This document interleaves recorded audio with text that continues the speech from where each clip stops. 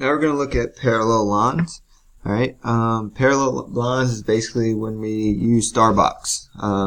So this example right here, we have 2 star box. So star box, star box, star box, star, and a box. So we first look.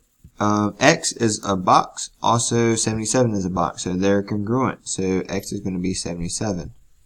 Now we need to solve for Y. So we have a box and a star, so we have our 77 plus Y equals 180.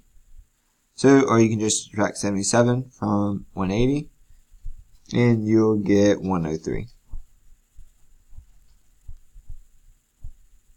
Okay? Alright, number 5. So, this question, pretty hard question actually. So lines WF intersect lines H and S. So it asks which lines are parallel. Alright, so instead of star box, we're actually going to fill in every single angle here. So if this is 105, this has to be 105 because it is a vertical angle. Alright, you can take 180, subtract 105. Alright, you will get 75. Okay? So that means that this angle right here is going to be 75. This is going to be 75. Alright, this is 75. This vertical angle is 75. 105. So go there. 105 there. 80 is going to go here. Alright. And 180 minus 80 is going to give you 100. So 100 goes here.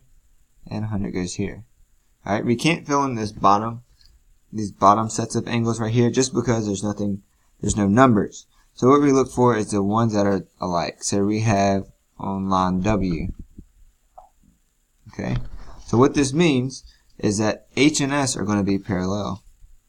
And the only two that parallel because these match. Okay.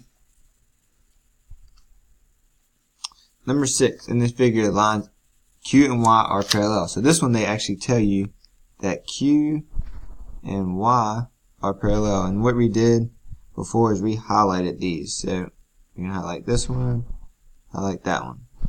That means I need to circle this one, and I need to box in this one.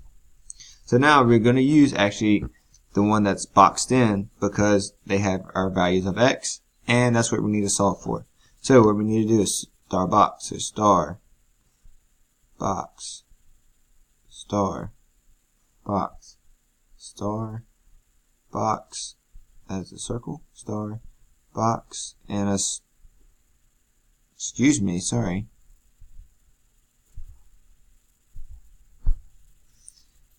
This is going to be a box, this is going to be a star, and that's going to be a box. So if you look, the relationship that we have is a star and a box. So they're going to add up to 180. So we have 10x minus 48 plus 5x plus 18, alright, and 180 and y2. Okay, so we need to solve for x. Everything on top goes in y1, and this is going to go into y2. Alright, when we do that, we solve for x, which gives us x equals 14. So x is going to be 14. Okay? Alright, number 7. Number 7 says, find CFE. So I'm looking for this highlighted angle here. Okay? So, what we need to do is star box again. So, star box, star box, star box, star, and a box. So, we have a box and a box now. So, we need to solve for x. 32x plus 44 equals 50x minus 10. Alright, the reason why I do that, they're both boxed, so they're congruent to each other, or they're the same. So now we can solve for x here. You're going to put this one in y1, and this one in y2. Alright, once you do that, we'll get x equals 3. Okay, but that is not our final answer. Remember, we're looking for CFE. So, CFE doesn't have anything, but it does have a star. Alright, and we can look adjacent to it, and you see 50x minus 10. So let's plug in 3 for that. So we have 50 times 3 minus 10. Alright, 50 times 3 is 150, minus 10 is 140. Okay, so this box right here is going to be, or this angle is 140. Alright, the way that we find our CFE is you take 180 minus 140, since there's supplementary angles, and this will give you 40. Okay, that one requires a lot of steps and a long process. Just make sure you go through the whole thing and don't quit. Okay. Alright, now we're going to look at the equation of a circle. Alright, if you remember, alright, our equation is going to be x minus h squared plus y minus k squared equals the radius squared. Alright, and our center is going to be at h comma k. Alright, so remember, you always need the radius for these questions. Okay, so number 8, given circle P with center at 8, negative 1, which equation would represent circle P? Alright, so if we have 8, negative 1, remember we need to take these and change them. So it's going to be negative 8, and this needs to be plus 1. So the only equation that has that is A. Okay. Alright, number 9. Circle M has a center at 4, 2 and a diameter of 8 units. What is the equation of circle P? Alright, so I need to change my 4 and 2 to negative 4 and negative 2. Alright, which all our answer choices have that. Now, do we need diameter or radius? Alright, again, we need radius. So half of that is going to be 4. So if I take 4 and I square it, it's going to give me 16. So it has to be answer choice B. Alright, and our last one.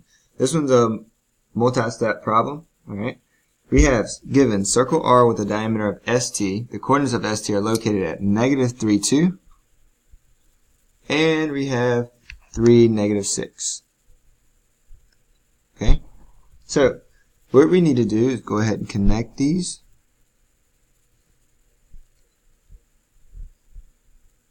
So we connect them. Alright, and what we need to do is find our midpoint, or the center of our circle. So to find midpoint, just like we did previously in part 1, we need to go 1, 2, oops, sorry about that. We need to go 1, 2, 3, 4, 5, 6, 7, 8. And here's going to be 1, 2, 3, 4, 5, 6. Okay, so divided by 2. So divide 2, 8 by that is going to be 4. 6 divided by 2 is going to give you 3. So I need to go 3, 1, 2, 3, 4, and over 1, 2, 3 to get my midpoint at negative 0, negative 2. Okay, so that means I have to have 0 and I have to have plus 2 right there. So I can get rid of C, I can get rid of A. Now, when we're looking at B and D, alright, remember we always take the square root. So that will give me 5, a radius of 5. This will give me a radius of 10. So just by looking at this triangle, this obviously, this part right here is not going to be 10 units. Alright, so we can actually get rid of that one and choose answer choice B. Okay.